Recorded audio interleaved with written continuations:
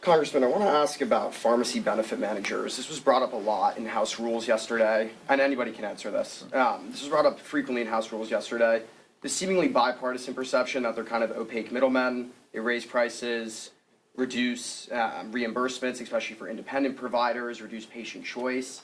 I want to ask, is there a proposal, a plan amongst Democrats to potentially either alter their role or even remove them in entirety? Dr. Ruiz serves on Energy and Commerce Committee.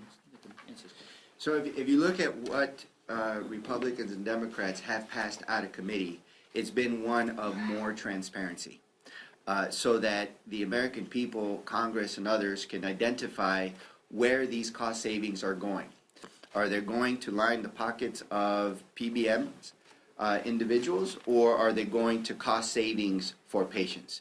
Once you have transparency, then you can adjust the equations and the formulas so that we can ensure that, in fact, it's the patients that are reaping the biggest benefit from this.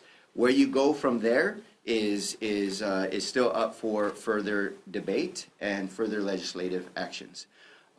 In addition to that, we're in this scenario 2 days before we leave, where you have a discharge petition that passed, and you have a lousy bill that's actually going to raise costs and kick 1 million more people off of their health insurance on top of what the big ugly law already did. And during the government shutdown, this same speaker canceled work. It was work that we could have been working on in a bipartisan way to come up with a good bipartisan bill that would lower costs, expand access to health care.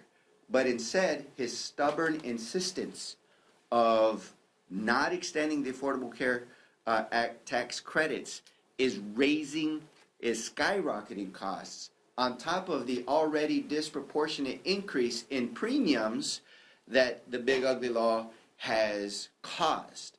So this crisis of affordability, this healthcare cost, is of Speaker Johnson and the Republicans making, and their way out, at least to prevent even further skyrocketing, is extending the Affordable Care Act tax credit. And the person that has that authority to make that decision to call on that vote now is Speaker Johnson. It's all on his shoulders.